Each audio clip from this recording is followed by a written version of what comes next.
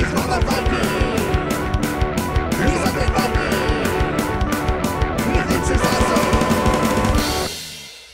everybody, thanks for joining me today. I'm going to talk to you about a game called Hope City.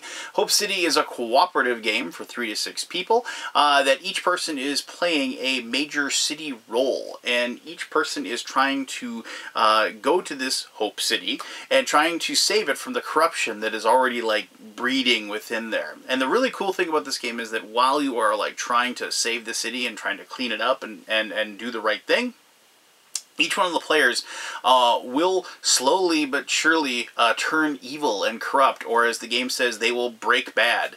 And that is, so not only are you trying to save the city, but you're also trying to prevent yourself from, having this little seed of evil within you as well, growing and making things worse. So let me show you how to play the game. It's a lot of fun, and then we'll come back here and I'll talk more about Hope City. All right, cool.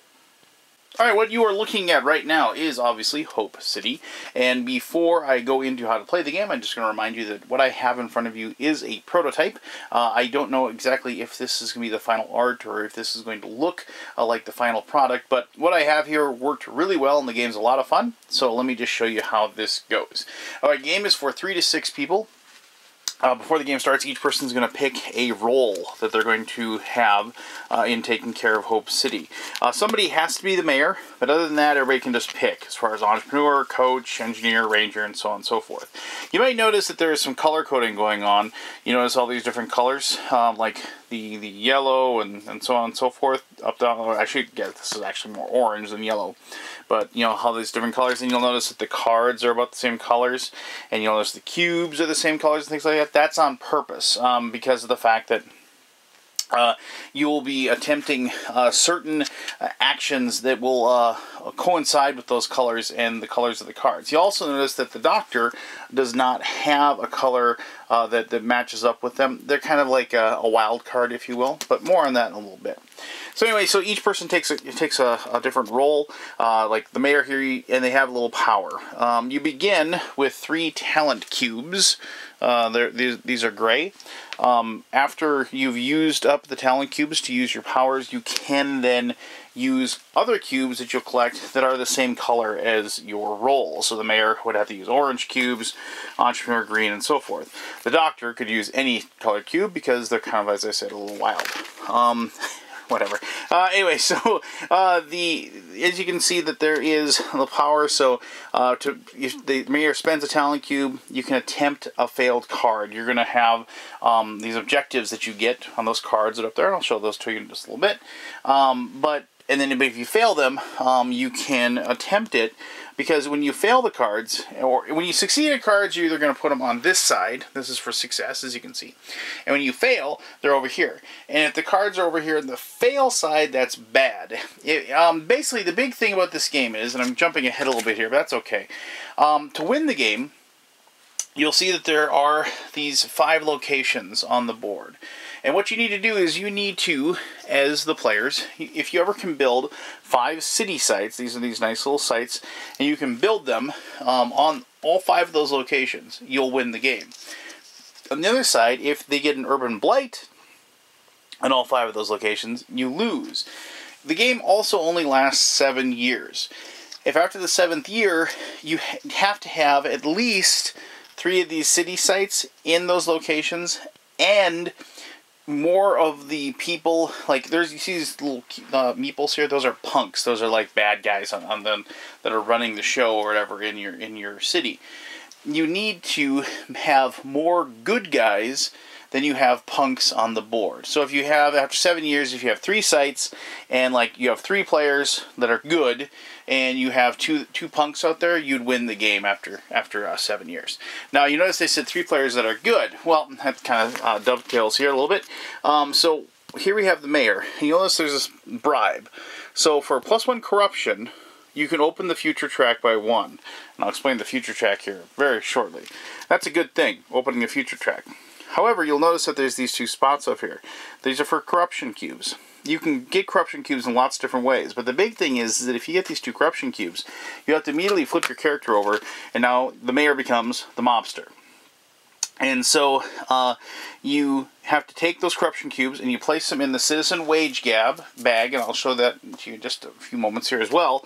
But then there's a flaw. They cannot place objectives in the future track. Once again, I'll explain that in a little bit, but that's a bad thing that you can't do that. And so you all of a sudden are a bad guy. And if the game ends and people are bad guys, they count as the punks, towards the winning situation. You'll also notice that how do you get good again is that you have to succeed in the color of the player of the card that's up there. So you'd have to succeed in one of those cards, and then you could then flip it over. So just quickly, the entrepreneur, and then they become the evil tycoon. The coach becomes the bully. The engineer becomes the cyberpunk. The ranger, the squatter, and the doctor becomes the drug dealer. So, these are obviously bad things to become, and so you want to avoid that by any cost. But the big thing is that those abilities that you kind of use, you can use to better what's going on. They're very, very good things. Like I said, open the future track for one is a good thing. Give 1 cube from the trade center to each player. That's a really good thing. So those powers are sometimes you'll find yourself in a situation where you have to do it just so you have a shot at winning the game. So it's like you're just taking a big bonus, but then you're paying it off each turn, because every turn that you take when you are bad, you have to take the flaw into account. And so, here's the flaw for the bully. Roll a die. When a citizen rolls to face a punk attack, all results apply. So you'd have to do that every single time if you are the bad guy. Or if I can find the right, the doctor. Let me find the doctor. So if you went bad, so at the beginning of your turn, you have to give 1 corruption cube to a citizen with the most corruption cubes, or 2 to any citizen. So that's obviously also not a good thing either, because every turn that the doctor would take as the drug dealer, they're going to slowly corrupt the board and corrupt the other players as well. And so it's just a downward spiral at that point. So at the beginning, what happens is that each person is going to have their 3 talent cubes, and they're going to get 1 random cube, 1 random colored cube that they're going to draw out of the citizen wage bag, which is this. Then what happens is that you turn this card over, and this is the chaos card, and this is just basically going to tell you what you have to achieve this particular year of the game. And so it says, the worst 2 evils. By the end of the year, all citizens, that's a citizen, must be good, and mayor has no corruption. Otherwise, place 1 urban blight or 4 punks in the city. So that is what the players have to make sure. That nobody can go bad, and the mayor can't have any corruption cubes. Otherwise, something bad. Notice how there's something good that comes out of this. Oh, we succeeded. It's one of the things, you get something for succeeding. No, you just managed to not fail, which is a bonus as it is. So, what happens then is that on each person's turn, they'll reach into this bag, and they'll draw a cube out. And so then, this is actually, I got really lucky. I drew a yellow cube. A yellow is a hope cube. They are then a wild cube. They can be used for any color at all. Presently, there are 3 cubes of every color: purple, blue, orange, brown, and green inside this bag. There are 2 hope cubes, and there are 2 corruption cubes as well. And so you draw that cube out, and on your turn, the first turn you have to pick a spot that you go to. Presently you're not on a location, so you'd have to go to. If you go to a spot that has a punk, you have to fight them. And the thing is, fighting them, you actually have to either spend a cube to actually be able to actually fight back against them, or have some ability that allows you to fight them, like some card or some action that, a reward that allows you to. Otherwise, you go there and you run the risk of something bad happening. So if you went there as the mayor to the economics location, and you take a die and you roll a die, and if you get a 1 or a 2, you'd get a corruption cube. They are corrupting you by their presence and what have you. So obviously that's good. If there's more than 1 on that location, and there can only be a maximum of 2 in any spot. If you're ever told to put a punk on a location that already has 2, the person that's taking the turn gets to pick where it goes. So you pick another location. So then you roll 2 dice for it. In this case, since if you rolled that 2, that would give you a corruption cube that would go to that. So you might be saying, well, why would you go there? Why would you want to do that? Well, you might be in a situation where you really want to draw a green objective because of the fact that you have green cubes. Because these things, not all the time, but usually the color of the cube does play into the location that you're going to go to. You also might have an objective that is located on the board that needs a green, needs green cubes or something, like some sort of reward that economics gives. Like as you play the game, you kind of learn certain things like that. And so you might be in that situation. Or you might have gone there just because you really want to take out that punk. Maybe you have an objective or like a chaos card that says you got to get rid of all the punks off the board by the end of the turn or something bad happens. So there's things like that. So, but the big thing is that if you have to take a green card, and when you do take a green objective and you have to do this, you either take it from here or you take it from the future track, and I'll explain how they get to the future track in just a second.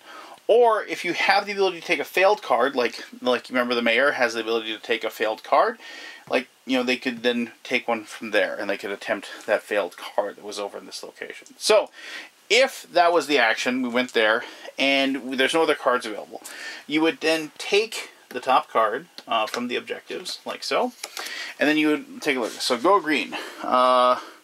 So first thing on the top, it tells you what color cubes you have to actually spend to have an attempt to try to defeat this objective.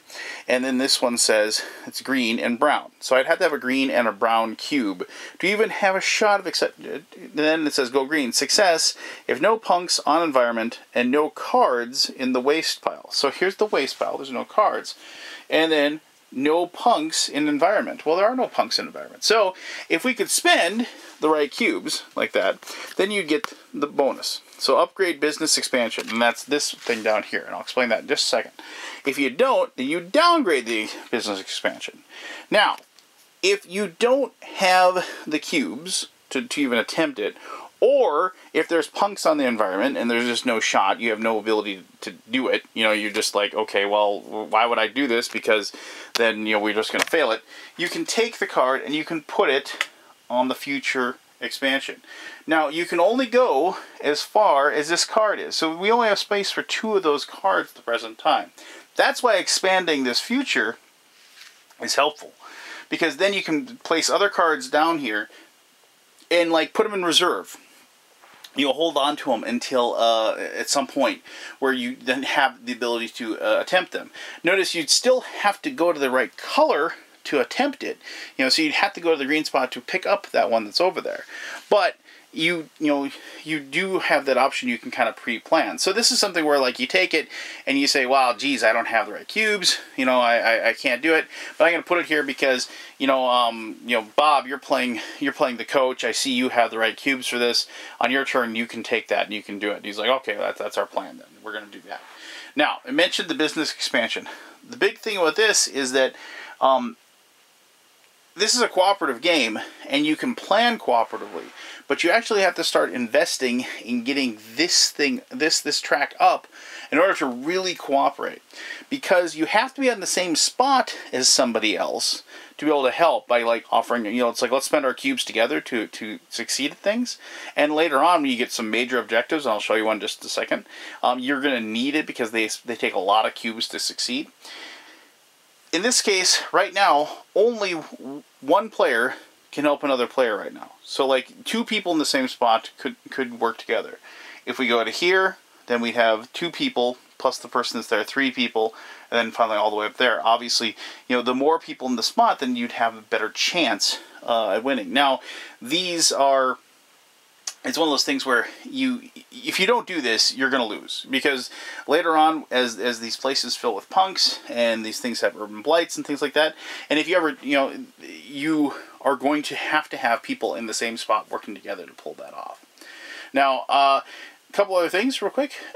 So if you succeed at something, let's say you succeed at this, you go ahead and you place it in this location over here to show that that's there. If you fail, it goes over here. Pretty simple, right?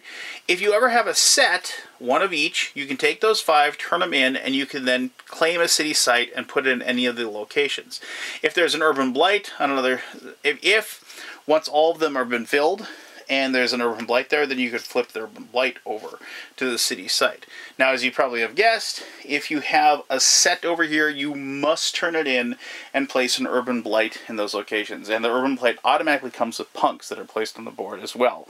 And then if there's more punks in that spot, they bleed over out of there as well.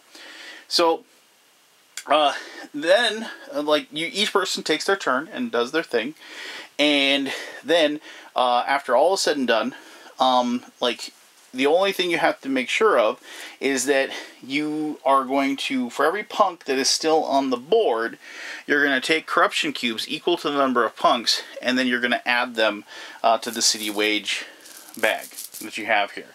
And remember, each time you take a turn, you're drawing a cube out of here at random. And obviously, the more corruption that gets in the bag, the more chance you're going to get a corruption cube, the more chance you're going to add that to your character, and the more chance they're going to go bad on you, and get them flipped over to the other side. The entrepreneur gets too many, and then all of a sudden he becomes the evil tycoon, and does not take a wage, so he can't draw one out of the bag. But you can steal a cube from the poorest player if you want. Somebody who's already got no cubes, you can steal from that as well. So, that's how this game works. Now, there's a couple other things I didn't show you.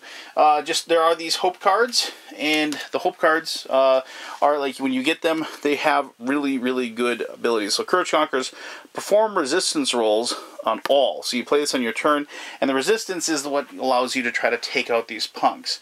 And if you roll a 5 or 6 for any punk, you remove them from the board and you place them off. So hope cards, if you can get them in your hand, are very, very powerful and very and quite good to have.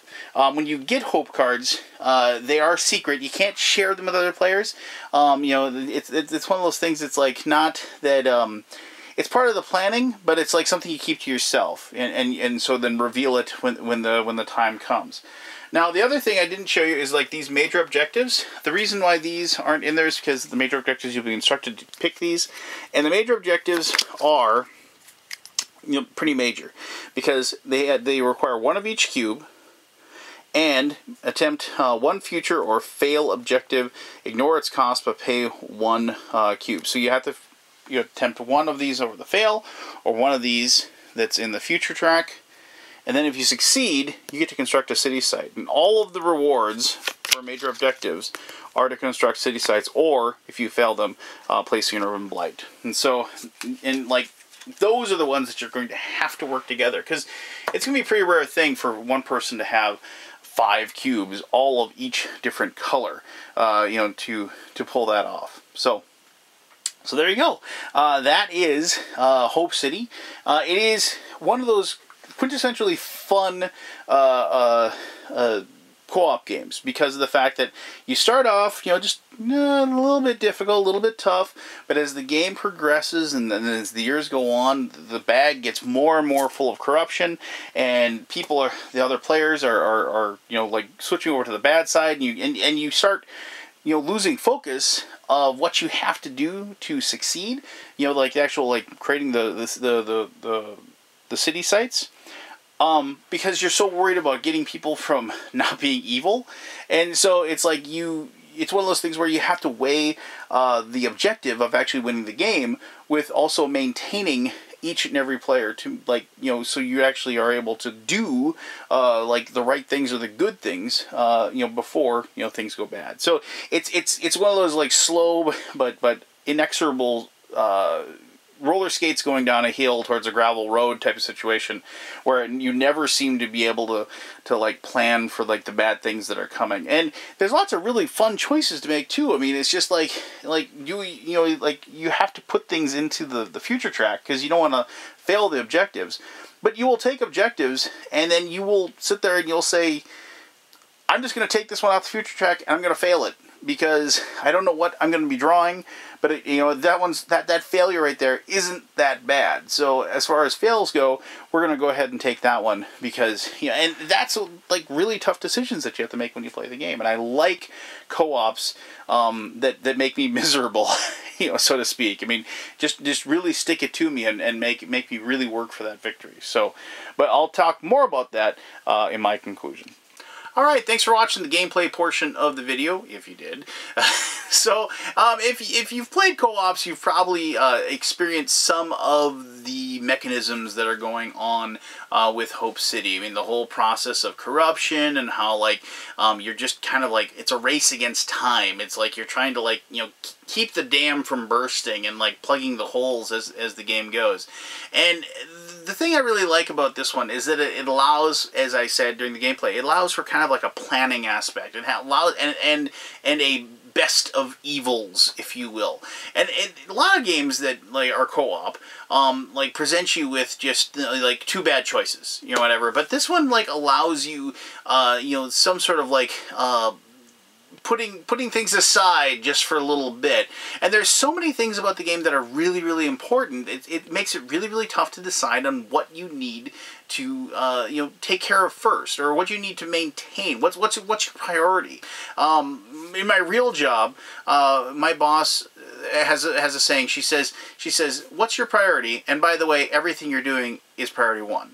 And it kind of like, oh, well, it's kind of like a trick question in a way, but it's, well, this is kind of like that game. I mean, it's like, you know, everything is important.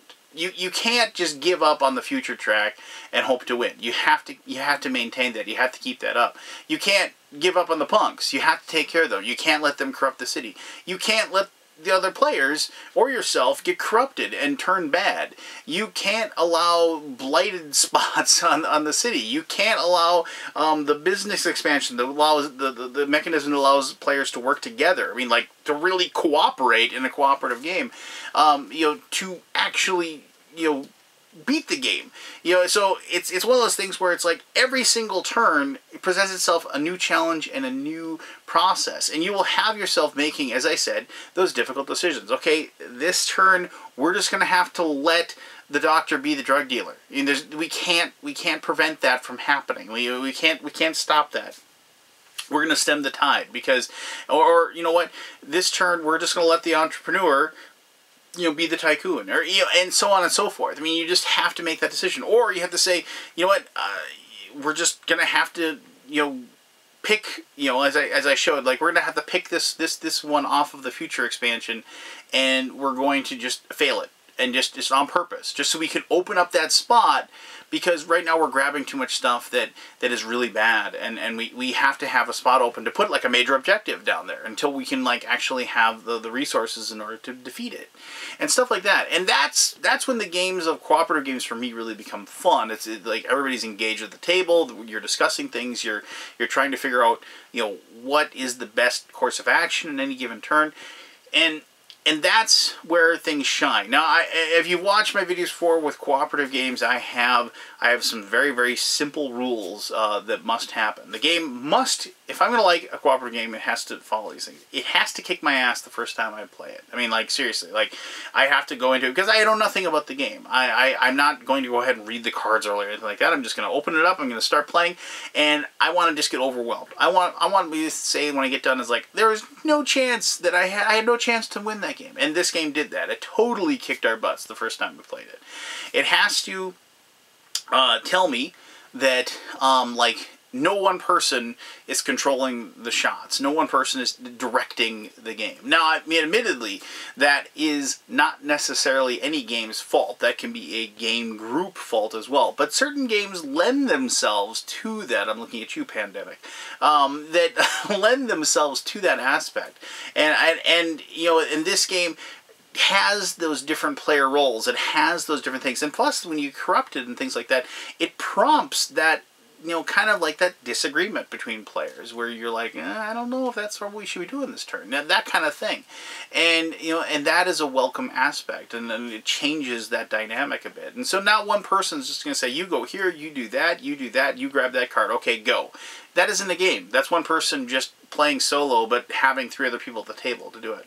And finally, the big thing is that, as I always say, if I'm sitting down and I'm playing a game, a competitive game, with like, say, 4 people, and we're all the same ability, we've all played the game the same amount of times, and I should only win that game 1 out of every 4 times. That's just what should happen.